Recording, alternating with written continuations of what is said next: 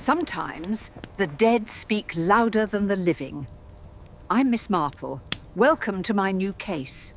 The December wind carried the scent of wood smoke and promise through the village of Little Wickham as Miss Jane Marple adjusted her woolen muffler and stepped carefully along the frost-rimmed path leading to Thornfield Manor. The grand Georgian estate, perched on the hill like a benevolent giant overlooking the village below, blazed with electric lights that turned each window into a golden invitation against the early evening gloom. "How kind of Mr. Pemberton to include us in his Christmas charity bazaar," remarked Mrs. Dolly Bantry, Miss Marple's companion for the evening, as they approached the imposing front entrance. "Though I must say, Jane, there are those in the village who still whisper about how quickly his fortunes changed after that business venture in South Africa." Miss Marple's keen blue eyes took in the steady stream of villagers making their way up the drive, each carrying the particular air of anticipation that accompanies village social events where charitable giving mingles with social observation. "Indeed, my dear Dolly, though I've always found that sudden prosperity, like sudden adversity, has a way of revealing character rather than changing it." Inside the manor's grand ballroom, the atmosphere hummed with the peculiar energy of enforced festivity. Garlands of holly and ivy draped the crystal chandeliers, while tables laden with homemade preserves, knitted goods, and Christmas puddings created an intricate maze of commerce and conversation. The air was thick with mulled wine and the underlying tension that Miss Marple had learned to recognize whenever money, reputation, and old village grievances occupied the same room. Mr. Reginald Pemberton himself moved through the crowd with the studied confidence of a man still adjusting to his elevated status.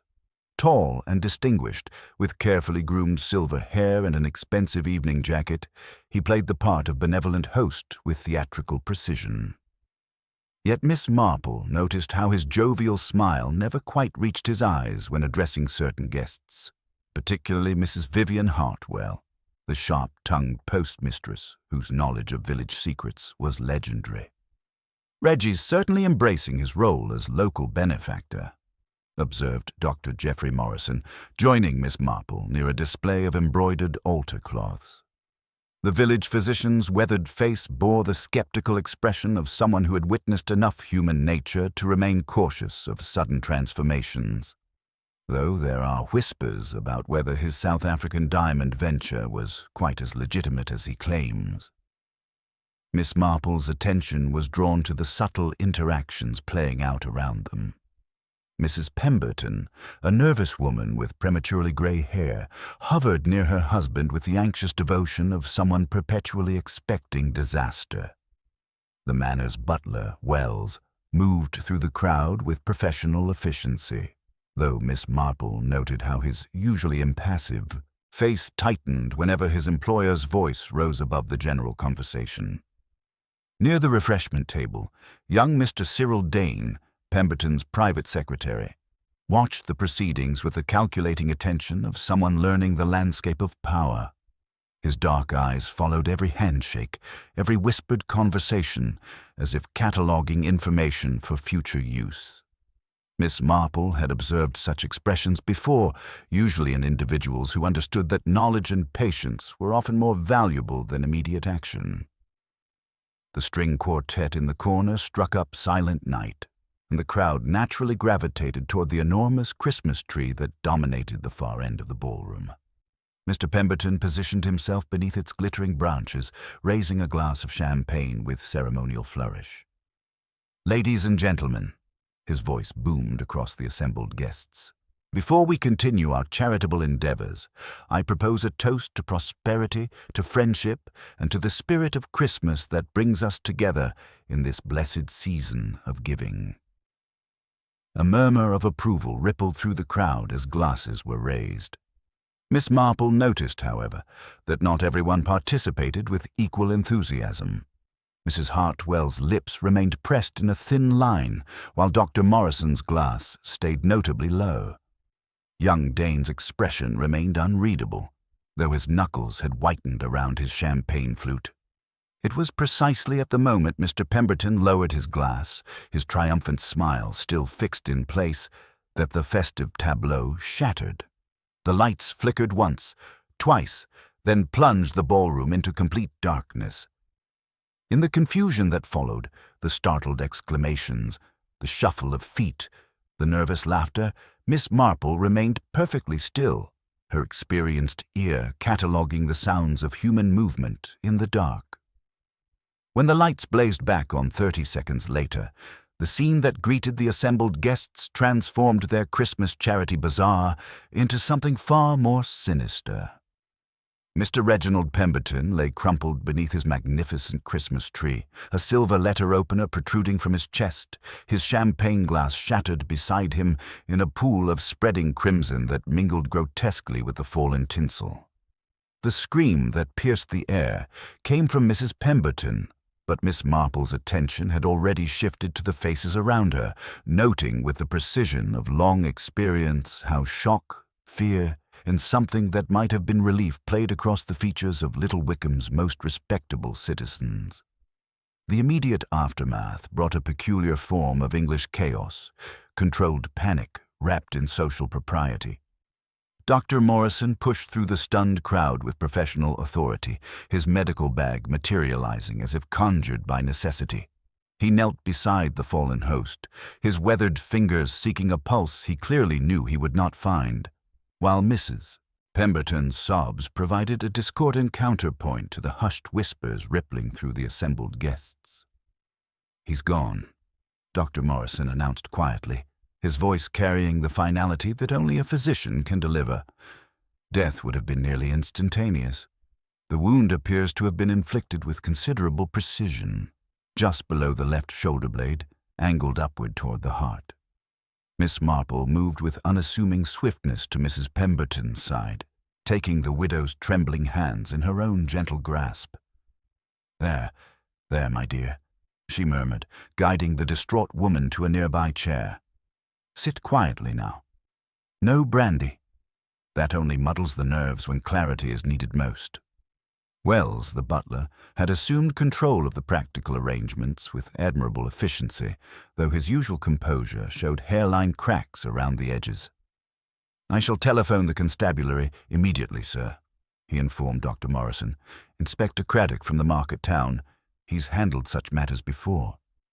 "No one must leave," Dr. Morrison commanded, his authority filling the room. "This is now a crime scene, and everything must remain exactly as it is until the police arrive." The transformation was immediate and telling. The charitable Christmas spirit evaporated like morning mist, replaced by the primitive instinct for self-preservation that turns neighbors into suspects. Miss Marple observed with her characteristic quiet attention how each person responded to this new reality. Mrs. Vivian Hartwell had moved closer to the body, her sharp eyes cataloguing details with the intensity of someone accustomed to gathering information for future use. "Poor Reggie," she murmured, though her tone carried more satisfaction than genuine sorrow. Though there are those who might say this was bound to happen eventually, given his recent business practices. Young Cyril Dane stood frozen near the refreshment table, his face the color of parchment, clutching his champagne glass as if it were an anchor. Miss Marple noted how his dark eyes darted between the body and the various exits, and how his free hand trembled as he loosened his collar despite the room's chill. "It must have been an outsider," declared Major Grinstead with military certainty, puffing out his chest. "Some ruffian from London, come to rob the place." Pemberton did flash his newfound wealth rather conspicuously. "Nonsense, Major," Mrs. Hartwell replied crisply. "The doors were locked, the house full of witnesses. This was someone who knew Reginald intimately, someone with access and motive. Remember that unpleasant business with the Henderson farm, or the way he handled the church roof fund controversy?" A murmur of uncomfortable recognition passed through the crowd. Miss Marple filed away these references, noting how Dane's pallor deepened at the mention of specific conflicts and how Mrs. Pemberton's sobs took on a different quality. Less grief, perhaps, than fear. Dr. Morrison straightened slowly, his examination complete. The weapon appears to be that silver letter opener from Pemberton's library desk. I've seen him use it countless times. Someone knew exactly where to find it. And how to use it, added Miss Marple quietly, her observation so gentle it might have been mistaken for an innocent comment.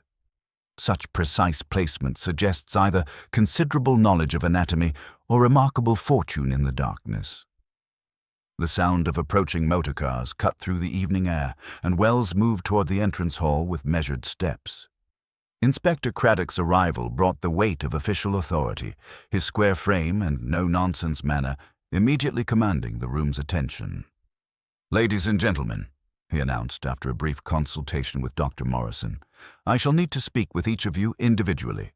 This will be a lengthy process, so I suggest you make yourselves comfortable." As the guests were shepherded into the drawing room, Miss Marple settled herself in a corner chair, her knitting bag in her lap, prepared to do what she did best: listen, observe, and remember. Already she could see the patterns beginning to emerge from the chaos, threads of motive and opportunity that would require careful untangling. The Christmas bazaar had become something far more sinister, but Miss Marple suspected that the seeds of tonight's violence had been planted long before the first carol was sung or the first toast raised to prosperity and friendship. In Little Wickham, as in all villages, the past had a way of demanding payment in the present. Inspector Craddock established his command with the methodical precision that had earned him recognition beyond the market town boundaries. The study became his temporary headquarters, its oak paneling and leather-bound volumes providing an incongruously scholarly backdrop to the grim business of murder investigation. He dispatched his constables to secure the premises. Doors locked, windows fastened, the mysterious switchboard in the corridor behind the library now under guard. 30 seconds of darkness, he announced to the assembled company, his notebook already filling with careful observations. In that brief time, someone moved with remarkable purpose and precision. This was not a crime of sudden passion, but of calculated opportunity. Miss Marple positioned herself strategically in the drawing room, where the remaining guests awaited their interviews, her knitting needles providing a gentle rhythm that seemed to encourage unguarded conversation. She observed how shock had given way to speculation, and speculation to something more dangerous, the gradual crystallization of suspicion.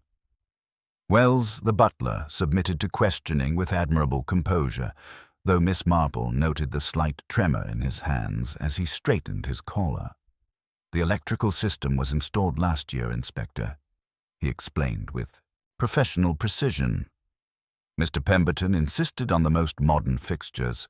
The main switchboard is accessible through the corridor behind the library, a route known to the family and senior staff." "And this corridor leads where, precisely?" Craddock inquired, his pencil poised. "To the pantry stairs and a service door to the garden, sir, though that door remains bolted from within during social functions." Dr. Morrison's medical examination provided crucial details, delivered with clinical detachment. Death was instantaneous. The wound was inflicted with considerable knowledge, angled upward toward the heart from behind the left shoulder. In complete darkness, such precision suggests either remarkable anatomical understanding or extraordinary fortune. Mrs. Hartwell, when her turn came, displayed the sharp intelligence that made her the village's unofficial chronicler of secrets and scandals. "Poor Reginald," she murmured with satisfaction that barely masqueraded as sympathy. Though there are those who might say this was inevitable, given his recent business practices.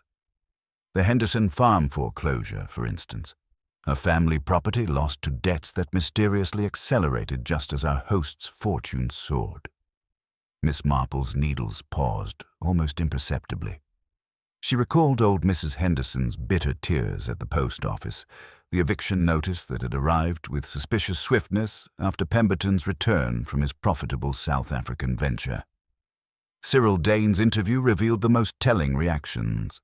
The young secretary's earlier pallor had given way to a flush that spoke of internal struggle, his fingers drumming against his chair with nervous intensity. "Mr. Pemberton and I discussed business matters earlier this evening," he admitted reluctantly. Nothing significant, merely correspondence and appointments. Yet you seemed distressed even before the tragedy, Miss Marple observed gently, her tone suggesting mild curiosity rather than accusation. Had something particular upset you? Dane's composure cracked visibly. This is intolerable. We're being treated as criminals when we should be mourning a good man's death. A good man? Mrs. Hartwell's voice carried unmistakable skepticism. My dear boy, your loyalty is touching but hardly accurate. Reginald Pemberton possessed many qualities, but goodness wasn't among his more notable virtues. Inspector Craddock's systematic approach revealed the locked-room nature of the crime while accumulating a troubling array of potential motives. When Miss Marple's turn came for formal questioning, she offered her observations with characteristic understatement. The lights failed quite suddenly, Inspector, she said softly.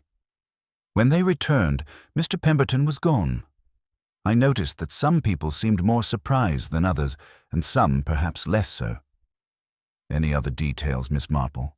Craddock prompted, recognizing her reputation for noticing significant trifles. Only that I detected the subtle scent of pipe tobacco lingering near the Christmas tree earlier in the evening, which struck me as curious. Mr. Pemberton was known to prefer cigars, and the Major's pipe remained unlit throughout the festivities. Craddock made careful notes, though he perhaps dismissed the observation as peripheral. Miss Marple knew better.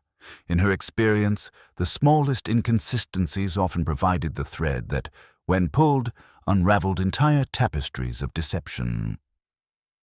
As the evening wore on and temporary sleeping arrangements were made, Miss Marple reflected on the patterns emerging from the chaos. The village was reacting with predictable human nature.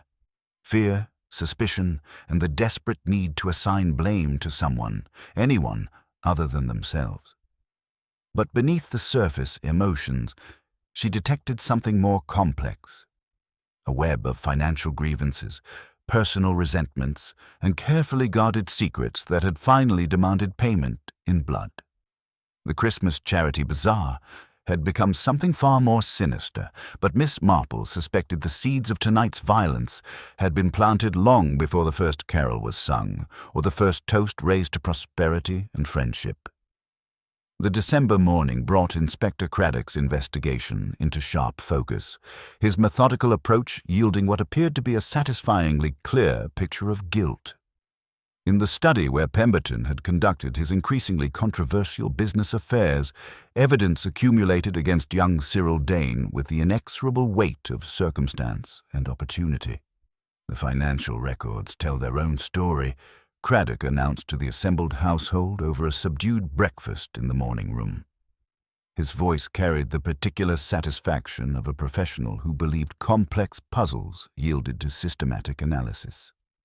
Mr. Dane, your access to the accounts, your knowledge of the electrical system, and these irregularities in the South African venture funds create an uncomfortable pattern. Dane's fork clattered against his plate, his already pale complexion turning ashen. Inspector, I managed those accounts under Mr. Pemberton's direct supervision. Every transaction was authorized, every entry approved. If there are discrepancies that coincidentally benefited your personal financial situation, Craddock interrupted, consulting his notebook with bureaucratic precision. Your bank has confirmed an overdraft that was mysteriously resolved just last week. Miss Marple observed the scene from her corner table, her teacup balanced delicately as she studied the reactions rippling through the room. Mrs. Pemberton's relief was almost palpable. The widow's shoulders relaxed for the first time since discovering her husband's body, as if the identification of a culprit had lifted some terrible burden from her conscience. Wells maintained his professional composure, though his eyes showed the particular satisfaction of a servant witnessing his social superior's downfall. Dr. Morrison, however, frowned with the skepticism of someone accustomed to examining evidence rather than accepting convenient conclusions. The wound placement still troubles me, Inspector. Even with anatomical knowledge, striking with such precision in complete darkness suggests remarkable confidence or extraordinary luck. Desperation provides its own form of courage, Doctor, Craddock replied dismissively. Mr. Dane studied his employer's habits, understood his vulnerabilities. The darkness simply provided perfect cover for a calculated act. But Miss Marple noticed what the inspector's eagerness to close the case had caused him to overlook. Dane's shock appeared genuine, not the carefully constructed surprise of guilt discovered, but the authentic bewilderment of someone watching reality reshape itself around him. His protests carried the particular desperation of truth rather than the calculated denials of deception. The morning's most significant development came when Constable Williams reported finding a small silver locket beneath the Christmas tree's lower branches, partially concealed by fallen tinsel. The ornate piece bore a clear fingerprint that matched Dane's, and its broken clasp suggested it had been dropped during struggle or haste. "This belonged to my sister Eleanor," Dane admitted when confronted with the evidence, his voice barely above a whisper. "She died last year. I carried it for remembrance." "And your sister's connection to Mr. Pemberton?" Craddock pressed, sensing weakness. "None whatsoever. She worked as a governess in Kent. She never met him." Mrs. Hartwell, who had been unusually quiet throughout the morning proceedings, suddenly cleared her throat with uncharacteristic hesitation. "There is something, Inspector, that perhaps should be mentioned. Yesterday afternoon I observed Mr. Pemberton in heated conversation with someone near the village church. The discussion appeared quite intense, though I couldn't identify his companion from my distance." "Why didn't you mention this yesterday evening?" Craddock demanded, his professional irritation evident. "I thought little of it initially. Reginald was frequently involved in disputes. It hardly seemed significant until—" She gestured helplessly toward the tragedy that had transformed their understanding of everything. Miss Marple's attention sharpened considerably. In her extensive experience, information withheld often proved more significant than evidence volunteered. The time of this conversation, Mrs. Hartwell, and the direction from which Mr. Pemberton's companion approached. Perhaps 4 o'clock, just as afternoon light was fading. The person came from the old rectory direction, walking with considerable purpose. This detail struck Miss Marple as particularly interesting. The old rectory had stood empty since the previous vicar's departure, its grounds overgrown and largely forgotten. Someone choosing that route was deliberately avoiding main roads, seeking privacy for their meeting with Pemberton. Despite this revelation, Craddock remained focused on his primary suspect. "Speculation and hearsay, compared to physical evidence and clear motive," he declared with finality. As the inspector prepared to formalize his case, Miss Marple reflected on the troubling neatness of his solution. In her experience with human nature's darker impulses, the most dangerous criminals were rarely those who appeared most guilty on the surface. The real murderer was still among them, she felt certain, watching with satisfaction as suspicion crystallized around an innocent man. While Inspector Craddock arranged his evidence with the methodical satisfaction of a man closing a difficult case, Miss Marple found herself drawn to the corridor behind the library, where the electrical switchboard had provided the crucial 30 seconds of darkness. The narrow passage retained the faint chill of stone built for servants' feet, and something about its austere functionality troubled her in ways she couldn't yet articulate. Kneeling carefully beside the brass-latched cupboard that housed the modern electrical controls, Miss Marple noticed a small scuff in the paint where something had scraped against the metal housing. Below, caught against the skirting board, the faintest glitter drew her attention. She bent slowly, mindful of her aged joints, and retrieved a small hairpin, flattened and slightly bent, with a tiny bead of dark enamel set at its curve. The hairpin was neither new nor particularly old, and certainly not the practical sort a maid would wear for work. This was the type chosen by a woman concerned for appearances, discreet yet decorative. More telling still was the faint scent that lingered in the narrow air, not the sharp tang of Mr. Pemberton's cigars, but something sweeter and more domestic. lavender perhaps, with an unmistakable ghost of violet beneath it. "Such modern conveniences," she murmured to Wells when he appeared with characteristic discretion, offering to assist her. "Do they often malfunction?" "Hardly at all, madam," Wells replied with professional precision. "Though there was a trifling flicker yesterday afternoon, only for a moment. I investigated but found nothing amiss." "And who might be familiar with this particular corridor?" Miss Marple inquired with the gentle curiosity of an elderly lady making conversation. "The family, senior staff, naturally. Mrs. Hartwell has been here on postal business, telegrams and such at Mr. Pemberton's request.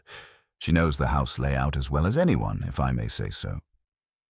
Later, examining the silver locket that had sealed Dane's apparent guilt, Miss Marple made a discovery that chilled her more than the December morning. When Constable Williams had displayed the evidence, she had noticed something that everyone else had missed in their eagerness to establish culpability. The locket was completely empty. This detail struck her as profoundly significant. A young man carrying his deceased sister's locket for remembrance would surely have treasured some intimate memento within. A photograph, a lock of hair, a pressed flower. The emptiness suggested something far more calculated than sentimental attachment. The locket had been planted, not dropped in panic, and its careful placement beneath the Christmas tree's lower branches confirmed her growing suspicion. "Mr. Dane," she said gently when she found him in the lesser drawing-room, still under guard but maintaining his dignity with admirable composure. "Your sister Eleanor's locket, what did you keep inside it?" His face brightened with the first genuine emotion she had seen since his arrest. "A small photograph of her in her governess dress, and a violet she pressed from our mother's garden. Eleanor always loved violets, said they reminded her of innocence." The confirmation settled into Miss Marple's understanding with the precision of a key finding its lock. Someone had emptied the locket of its contents before using it to incriminate Dane, but they had made a crucial error in their haste. The violet scent that clung to the hairpin, the intimate knowledge of the house's electrical system, the convenient discovery of evidence that was almost too perfect. These elements painted a picture of careful premeditation rather than spontaneous violence. When Mrs. Hartwell entered the morning room shortly afterward, Miss Marple observed her with new attention. The postmistress's hat sat at its usual corrective angle, but her gloves showed faint smudging on the right hand, and her movements carried the particular tension of someone maintaining rigid self-control. "My dear," Miss Marple said with the intimacy of shared village years, settling beside her companion, "you must remind me, was it violet you've always preferred? Or lavender? I never can recall which suits which complexion." Mrs. Hartwell's eyes flickered with something that might have been alarm before she recovered her composure. "Violet," she answered, perhaps too quickly. "Though I hardly see how that matters now, Miss Marple." "Oh, very little is irrelevant in my experience," Miss Marple replied mildly, her knitting needles beginning their gentle rhythm. "The tiniest details often choose the largest moments to reveal their significance."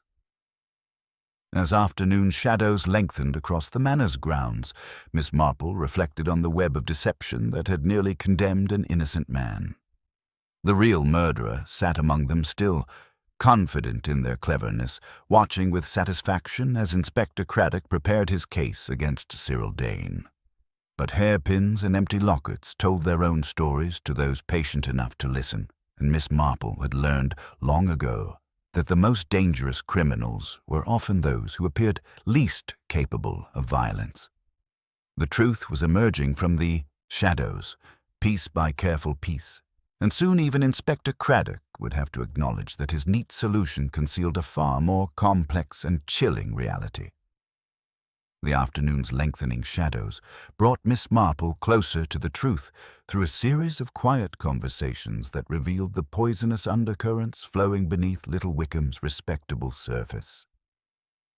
Armed with her discoveries of the hairpin and empty locket, she approached Mrs. Pemberton in the small sitting room where the widow had retreated from Inspector Craddock's increasingly confident preparations. "My dear," Miss Marple began gently, Settling beside the trembling woman, "I sense you carry burdens beyond natural grief. Sometimes sharing lightens what seems impossible to bear alone." Mrs. Pemberton's composure cracked like ice under spring sun. "He kept a black ledger, Miss Marple, locked in the library desk's right drawer. Called it his travelling book, though it never left the house. The more charitable he appeared publicly, the fuller that dreadful book became with letters, anonymous, hateful things that spoke of secrets we'd hoped buried forever." The revelation struck Miss Marple as profoundly significant. "And these letters concerned village matters. Village people," Mrs. Pemberton whispered. "Last week he told me someone from Little Wickham would be destroyed before Christmas, for the common good," he said.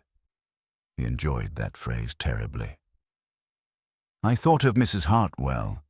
She'd been so sharp about our sudden prosperity, and Reginald never ignored an opponent when he could win or break them instead.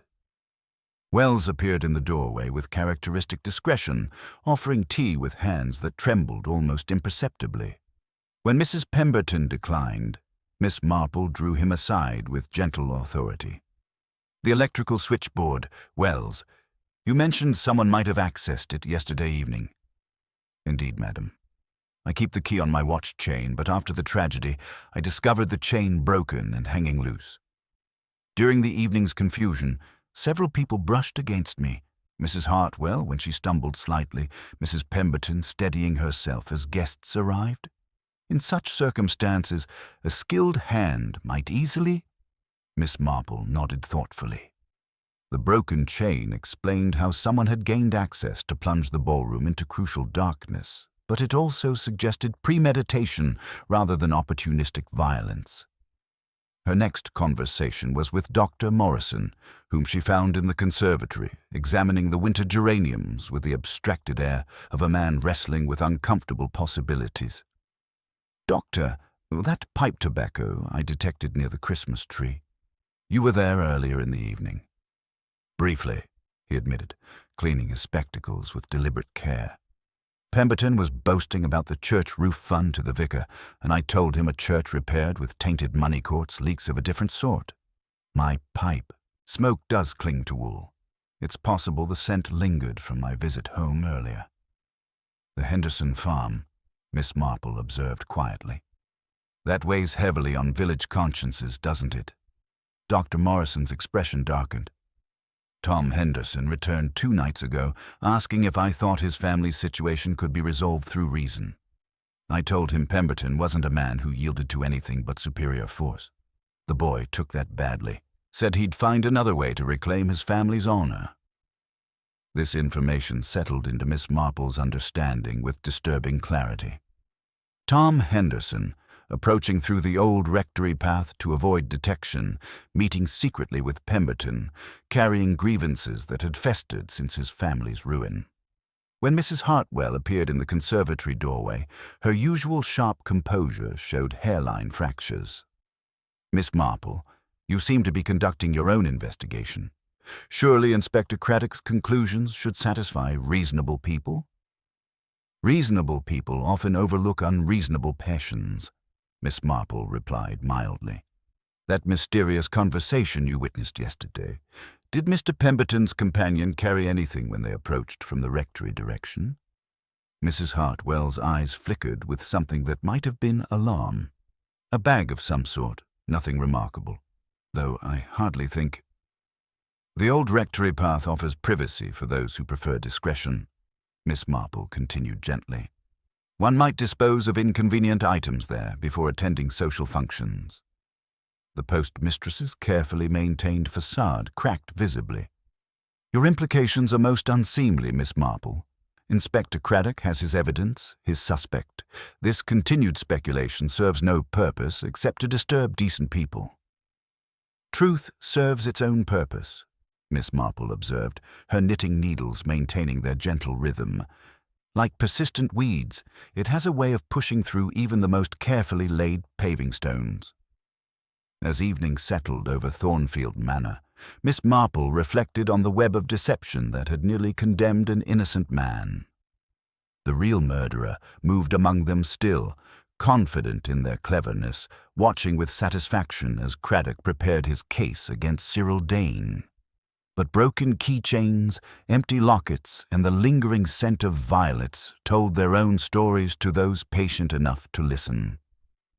The truth was emerging from the shadows, piece by careful piece, and soon even Inspector Craddock would have to acknowledge that his neat solution concealed a far more complex and chilling reality. The evening had settled into that peculiar tension that precedes revelation when Mrs. Higgins, the elderly housekeeper who had served Thornfield Manor for 30 years, appeared in the doorway with trembling hands clutching a small leather-bound book. Her usually unflappable demeanor had cracked entirely, leaving her face pale and her voice barely above a whisper.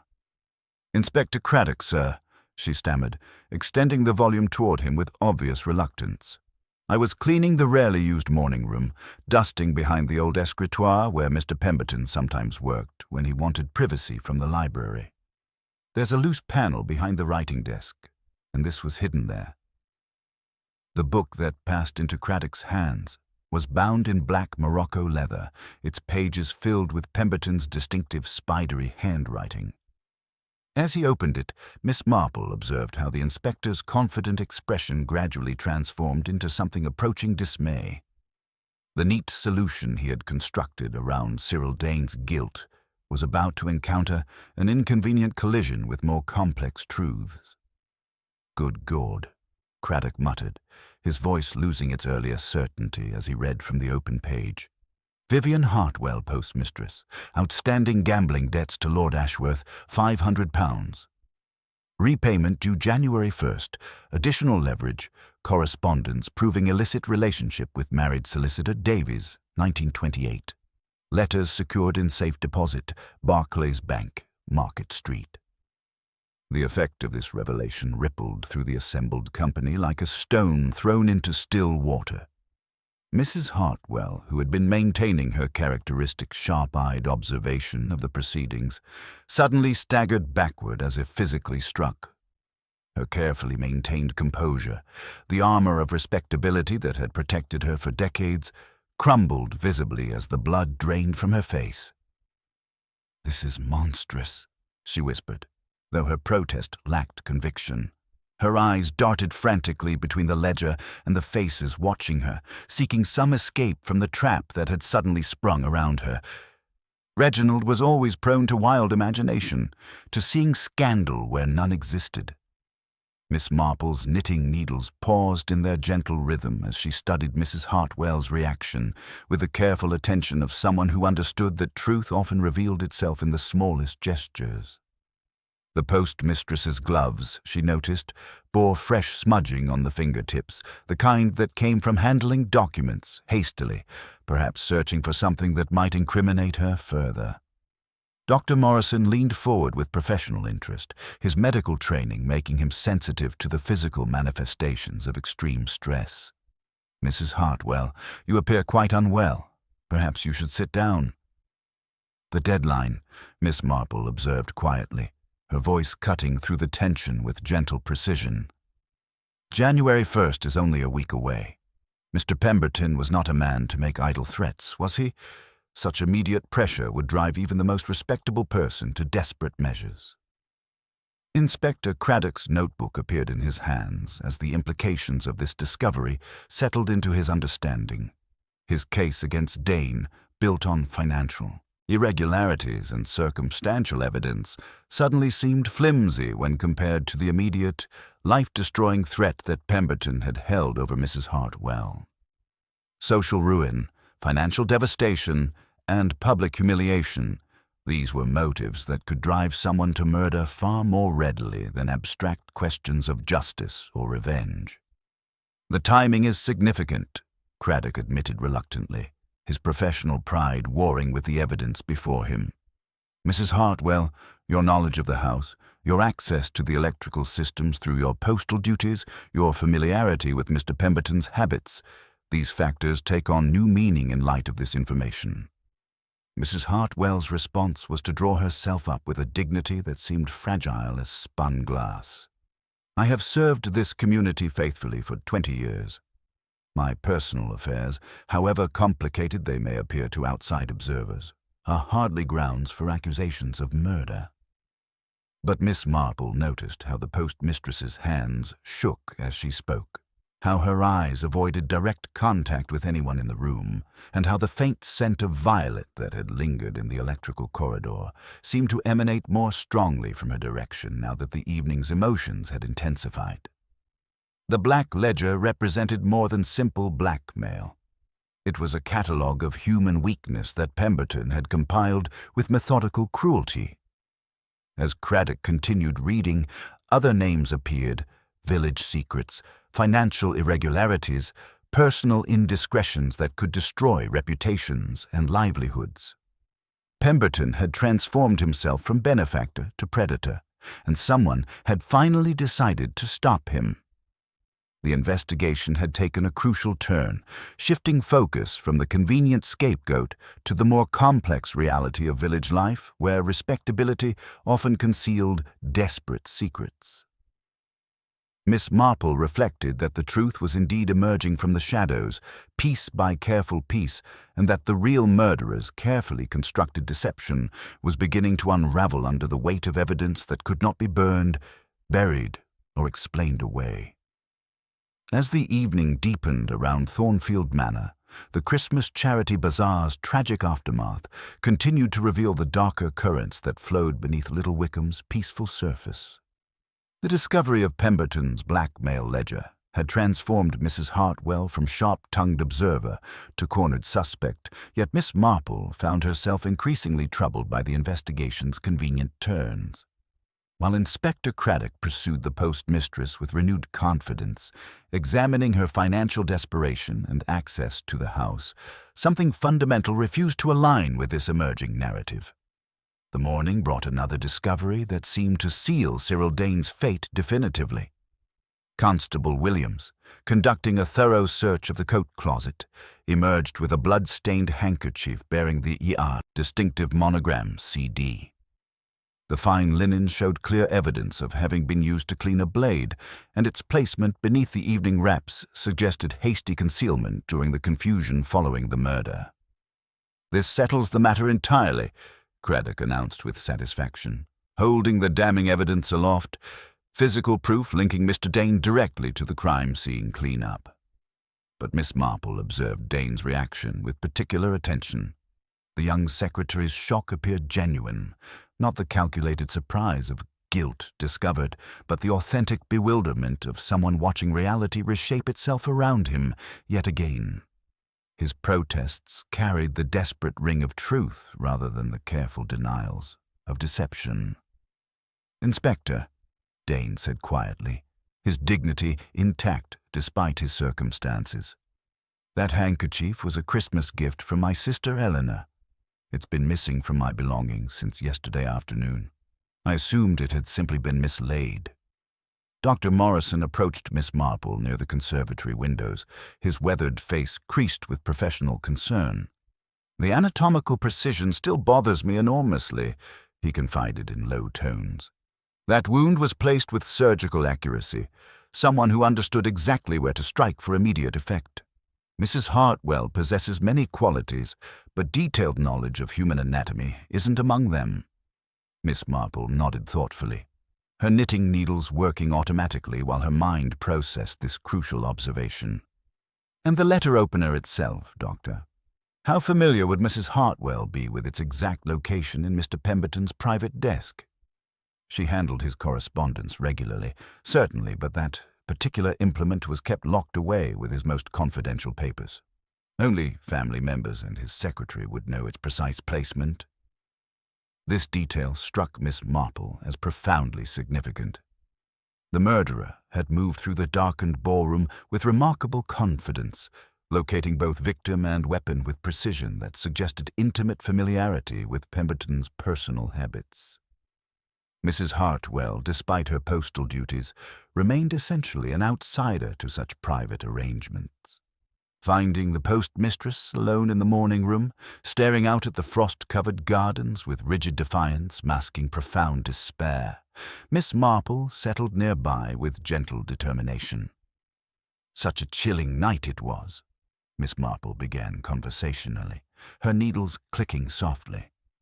One wonders how anyone could have navigated the darkness so effectively, even in a house they knew well. Mrs. Hartwell started visibly, her composure faltering. One assumes the killer used a flashlight or felt their way along. Such details are for Inspector Craddock to determine. Indeed, Miss Marple agreed mildly. But the darkness was so absolute, wasn't it? It would require tremendous practice to reach that switchboard, create such perfect blackness, then return with such unerring accuracy to commit murder. She paused meaningfully. It makes one think of movements rehearsed beforehand, doesn't it? And then there's the curious matter of Mr. Dane's locket, found empty beneath the Christmas tree. Most unusual for someone so sentimental to carry his sister's locket without her photograph and pressed violet inside. Mrs. Hartwell's face hardened. Perhaps he wished to forget his past, as many of us do. Perhaps, Miss Marple conceded gently. But someone had taken great pains to remove those precious contents before dropping the locket as false evidence. It would take remarkable presence of mind to think of such details while committing murder. Someone with a very clear plan for both the deed and redirecting suspicion afterward. She looked up with unnerving directness, and such a pity about that hairpin with its distinctive enamel bead, the lingering scent of violets. One doesn't often encounter such specific details, does one? Mrs. Hartwell rose abruptly, her chair scraping loudly. This is quite enough, Miss Marple. I won't listen to your fanciful theories when Inspector Craddock has real evidence. But her rigid shoulders and trembling hands told Miss Marple everything she needed to know. The critical reaction had been observed, and the real murderer's carefully constructed deception was finally beginning to crumble under the weight of psychological pressure and accumulating inconsistencies. The evening had settled into an uncomfortable vigil when Miss Marple made her way to the library, where she found Dr. Morrison examining the medical supplies he had requested for Mrs. Hartwell's continued care. The postmistress, though no longer under immediate suspicion thanks to the timeline inconsistencies Miss Marple had quietly pointed out to Inspector Craddock, remained in a state of nervous exhaustion that required professional attention. Such a trying day for everyone, Miss Marple observed gently, settling into a chair near the doctor's makeshift medical station. Though I must say, your quick thinking with Mrs. Hartwell's condition was most reassuring. Not everyone would have recognized the signs of severe nervous collapse so immediately. Dr. Morrison's hands paused in their methodical arrangement of bottles and instruments. Years of practice, Miss Marple. Village physicians learn to read distress in all its forms, physical, emotional, and otherwise.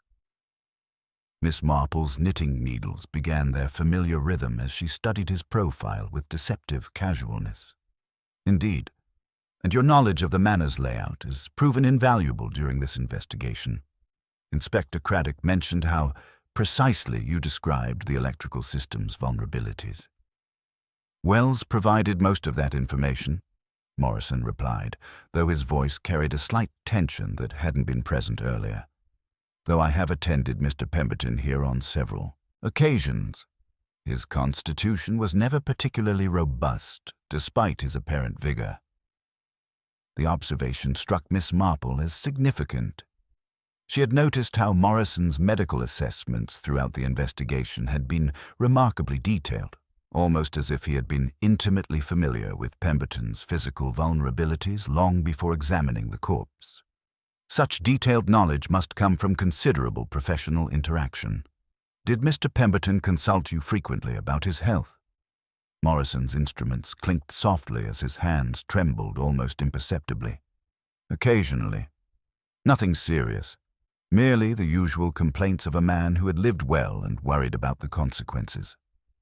Miss Marple observed his careful choice of words, noting how he avoided specifics while maintaining the appearance of cooperation. In her experience, medical professionals were typically either completely forthcoming about general health matters or entirely circumspect about confidential details. This middle ground suggested someone choosing their revelations carefully. Inspector Craddock appeared in the doorway, his notebook in hand and his expression showing the particular frustration of a man whose neat solutions kept unraveling. "Miss Marple, Dr. Morrison, I've been reviewing the evidence against Mr. Dane, and several elements trouble me considerably." He consulted his notes with visible irritation.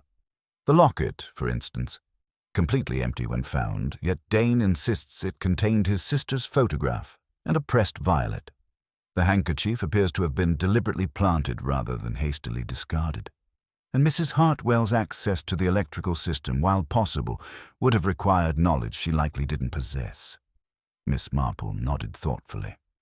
"Someone has been very careful to create multiple trails of suspicion, Inspector. The question becomes, who possessed both the knowledge to commit the crime with such precision and the understanding of human nature necessary to misdirect our investigation so effectively?" Dr. Morrison had grown increasingly still during this exchange, his medical bag forgotten as he listened with the intense attention of someone hearing their carefully constructed narrative being systematically dismantled. Miss Marple noticed how his breathing had become shallow and how his eyes kept darting toward the corridor that led to the electrical switchboard. The murderer, she continued with gentle persistence, would need intimate knowledge of Mr. Pemberton's habits, access to his private study where the letter opener was kept, and sufficient understanding of anatomy to strike with lethal precision in complete darkness. They would also need to understand the psychology of their fellow villagers well enough to plant evidence that would seem convincing to investigators. She paused meaningfully, her blue eyes meeting Morrison's with uncomfortable directness. Such a combination of medical knowledge, local familiarity, and psychological insight suggests someone who has spent years observing and treating the people of Little Wickham, someone trusted enough to move freely through their homes and private spaces. Morrison's composure finally cracked visibly. His hands clenched into fists at his sides, and a flush of color rose in his weathered cheeks. "This is intolerable speculation, Miss Marple. You're suggesting that a man dedicated to healing would turn to murder based on nothing more than professional competence." "Not professional competence alone, Doctor," Miss Marple replied softly. "But professional frustration, perhaps. The burden of witnessing suffering you felt powerless to prevent through conventional means. The psychological pressure was having its intended effect. Morrison's careful mask of detached professionalism was slipping, revealing glimpses of the anger and desperation that had driven him to desperate measures." Miss Marple recognized the particular expression of someone who had convinced themselves that extreme actions were justified by noble motives. Inspector Craddock, observing this exchange with growing understanding, stepped forward with renewed purpose. The investigation was finally focusing on the right suspect, and Miss Marple's gentle but relentless psychological maneuvering was preparing the ground for the final confrontation that would expose the truth behind Reginald Pemberton's death and the elaborate deception that had nearly condemned innocent people. The evening's tensions were building toward their inevitable climax, and Miss Marple reflected that human nature, under sufficient pressure, invariably revealed its true character, for better or for worse.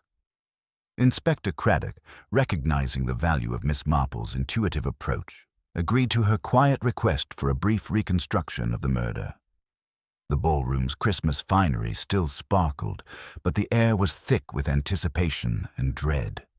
Each principal player took their place. Mrs. Pemberton by the orchestra, Mrs. Hartwell at the edge, Major Grinstead by the sherry, Cyril Dane near the refreshment table, under light guard. Dr. Morrison hovered, outwardly composed. Miss Marple, gentle and unassuming, explained, "Just a little reminder, if you please. Let us relive those 30 seconds of darkness." Craddock nodded, and at his signal, Wells operated the switchboard. The room plunged into absolute black. For a few moments, nothing moved. Miss Marple listened intently, not for footfalls, but the subtleties of breath and movement. In the hush, one measured inhalation stood out, and the faintest swish of fabric as someone sidestepped an ottoman placed, at Miss Marple's suggestion, just out of the usual path. In total darkness, only someone who had practiced could have avoided it. Someone with intimate knowledge of the room and a mind prepared for what was to come. When the lights returned, Miss Marple's gaze lingered on Dr. Morrison, whose expression was carefully composed, perhaps too much so. His eyes flickered to the corridor where the switchboard lay. Craddock cleared his throat. "Miss Marple, you had another point to make." She nodded, her tone as mild as ever. "It's often the smallest habits that give us away. The person who cut the lights did not rely on chaos, but on certainty. Certainty that comes from practice and preparation. They accessed the switchboard without Wells's key, which could be duplicated by a steady hand and a plausible reason to be alone in the house. A village doctor, for example, who visits often and is trusted everywhere." She turned to Dr. Morrison. "You were seen near the church that afternoon, Doctor, carrying a bag. You claimed it was for a patient, but Mrs. Hartwell could not clearly identify you at a distance. More telling, the murderer waited for the precise moment when Mr. Pemberton stood by the tree, glass raised as he did every year. In the darkness, they moved without hesitation to the desk, retrieved the letter opener, and struck with exact anatomical skill." A hush fell. Miss Marple continued, "The red herrings were many. Mrs. Hartwell's debts and her scent, Dane's locket, the handkerchief. The locket was found empty, its sentimental photograph and pressed violet missing, removed before being planted to incriminate the young man. The hairpin by the switchboard matched Mrs. Hartwell's perfume, but not her practical style. These were careful misdirections, designed to point suspicion elsewhere." She gently placed a delicate violet, pressed between glass, on the table. "This, I believe, belongs to Mr. Dane's sister, a keepsake, stolen and discarded to reinforce a false trail. I did not find it under the tree, but in a medical text in the library, hidden in haste when guilt brought fear of discovery." Dr. Morrison's hands twitched involuntarily toward the violet, betraying the claim. His calm began to unravel. Inspector Craddock turned to him with new understanding. "Doctor, your access, your knowledge, your opportunity, and your motive. You saw the harm Pemberton inflicted, the families destroyed, the pain you could not heal. You resolved to act, and you planned it all." Morrison's composure dissolved. "He would have ruined them all, Henderson, Hartwell, everyone. I patched wounds, soothed fevers, but he poisoned the soul of this village. I begged him to stop." He laughed. Miss Marple's voice was gentle, almost sorrowful. "You believed you could bear the sin, Doctor. But the truth is never so neat. It rattles, it escapes, and in trying to cover it, we so often betray ourselves." Morrison nodded, defeated. "I practiced the route. I made a duplicate key. I planted evidence. I thought I could save the village, but I only brought more pain." Craddock stepped forward, formal now. "Dr. Morrison, I must place you under arrest for the murder of Reginald Pemberton." Morrison did not resist. As he was led away, Miss Marple returned the pressed violet to Cyril Dane. "Keep her close," she said kindly. "The living need our remembrance as much as the dead." As the manor's bustle faded, Miss Marple lingered in the ballroom, straightening a wayward tinsel. The village would recover, as villages do. Slowly, through kindness, gossip, and the shared understanding of human frailty. Evil, she reflected, was rarely exotic. It wore familiar faces and came from the wounds of ordinary hearts. But evil could be undone in the end, by watching how people breathe in the dark, and by not turning away from the truth, however painful. The dawn that followed Dr. Morrison's arrest brought a peculiar stillness to Thornfield Manor, as if the grand house itself was exhaling after holding its breath through 2 days of deception and revelation. Miss Marple found herself in the morning room with the remaining principals, watching as Inspector Craddock completed his methodical documentation of the case that had nearly condemned 2 innocent people. "The confession was complete," Craddock reported, closing his notebook with evident satisfaction. Morrison had been planning this for months, studying the manor's layout during medical visits, creating duplicate keys, even rehearsing his movements through the darkened rooms. The planted evidence was equally methodical. He stole Dane's locket and handkerchief weeks ago, emptied the former of its precious contents, and positioned everything to create multiple suspects. Mrs. Pemberton sat quietly beside the window, her initial relief at finding her husband's killer now replaced by a deeper, more complex grief for the man Reginald had truly become. "Geoffrey Morrison delivered our stillborn son," she whispered. "He tended my mother through her final illness. To think he could plan Reginald's death with such precision." Miss Marple's knitting needles worked steadily as she considered her response. "Dr. Morrison convinced himself that murder was a form of healing, my dear. He witnessed the suffering your husband inflicted and decided he possessed the moral authority to end it permanently. Such reasoning transforms healers into destroyers more often than we care to acknowledge." Cyril Dane, now completely exonerated, stood by the mantelpiece clutching his sister's empty locket. Miss Marple approached him with gentle understanding. "You are very brave, Mr. Dane. To face such accusations with dignity speaks to your character." "I only held to the truth, Miss Marple, even when no one believed it," he replied, managing a weak smile that aged him beyond his years. Mrs. Hartwell, though cleared of murder, found herself exposed in ways perhaps equally devastating. Her gambling debts and past indiscretions, once Pemberton's private leverage, were now public knowledge. She moved through the room with new, fragile humility, her sharp tongue finally muted. "The debts are real," she admitted quietly. "Lord Ashworth's patience has limits, and January 1st approaches regardless of recent tragedies. But perhaps honest poverty is preferable to the alternative Geoffrey chose." Mrs. Pemberton straightened with sudden resolve. "The Henderson farm sale will be reversed if legally possible. Failing that, a fund will make them whole. I cannot undo Reginald's harm, but I can prevent it becoming our legacy." She turned to Dane. "I shall need an honest man to put the accounts right. Would you consider remaining as estate manager?" Dane's grateful nod carried the weight of redemption for all present. As the official business concluded and the last constables departed, Miss Marple reflected on the web of deception that had nearly succeeded. "Dr. Morrison understood human nature well enough to manipulate suspicion," she observed to the small gathering, "but he underestimated how guilt would affect his own behavior. The pressed violet hidden in his medical text, the practiced certainty with which he navigated that darkened ballroom, these details betrayed the very intelligence that made him dangerous." Inspector Craddock gathered his papers with professional satisfaction. The case demonstrates how the most careful criminals often destroy themselves through the very cleverness they believe protects them. "Indeed," Miss Marple agreed gently.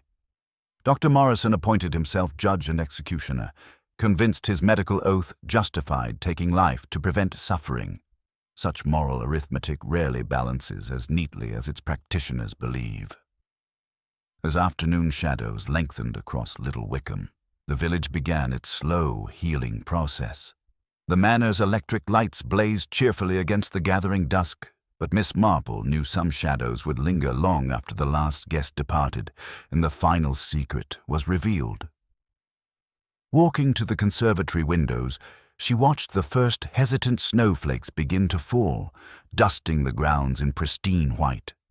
Through the frost-etched glass, cottage lights twinkled in the village below, and somewhere someone was singing a carol not very much in tune. "Human nature," she murmured to herself, "is very much like a parlor at twilight. Shadows and lamplight together, each needing the other to be understood."